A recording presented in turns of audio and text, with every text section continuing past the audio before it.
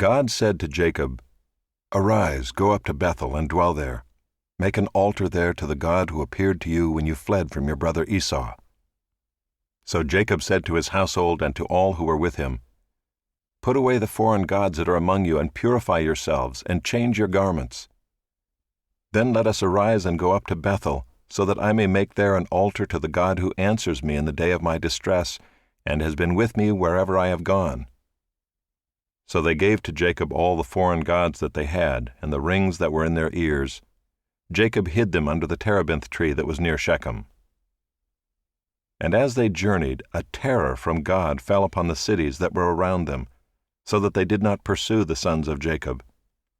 And Jacob came to Luz, that is Bethel, which is in the land of Canaan, he and all the people who were with him, and there he built an altar and called the place El-Bethel, because there God had revealed himself to him when he fled from his brother.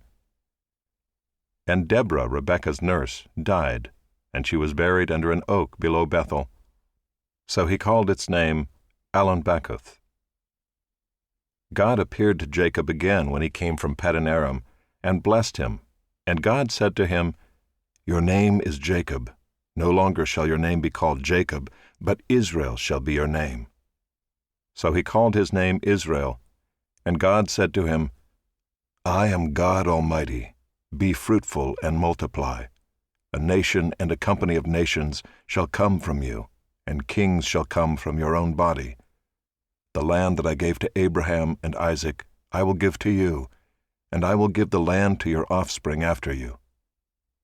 Then God went up from him in the place where he had spoken with him, and Jacob set up a pillar in the place where he had spoken with him, a pillar of stone. He poured out a drink offering on it and poured oil on it. So Jacob called the name of the place where God had spoken with him Bethel. Then they journeyed from Bethel. When they were still some distance from Ephrath, Rachel went into labor, and she had hard labor. And when her labor was at its hardest, the midwife said to her, "Do not fear, for you have another son." And as her soul was departing, for she was dying, she called his name Ben-Oni, but his father called him Benjamin. So Rachel died, and she was buried on the way to Ephrath, that is Bethlehem, and Jacob set up a pillar over her tomb. It is the pillar of Rachel's tomb, which is there to this day. Israel journeyed on and pitched his tent beyond the Tower of Eder. While Israel lived in that land, Reuben went and lay with Bilhah, his father's concubine, and Israel heard of it.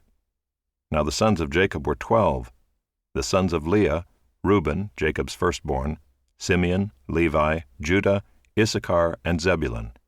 The sons of Rachel, Joseph and Benjamin. The sons of Bilhah, Rachel's servant, Dan and Naphtali.